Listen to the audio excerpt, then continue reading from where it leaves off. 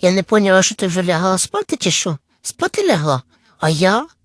Я теж хочу спадки. Теж хочу на диванчик лягти. А що ти розляглася, як кобиця сама? А дитина? Давай подвігай свою дубку, я теж ляжу. Що, місця нема? А я ж не винна, що ти дубку роз'їла, таку, що на весь диван. Давай, подвігайся, я теж хочу спадки. Обід, пора спадки, поїли, погуляли, пора баюнькати. А що ні? Давай, подвігайся. Давай, щоб я папки не дзвонив, щоб ти не получала тринь. Давай бігом.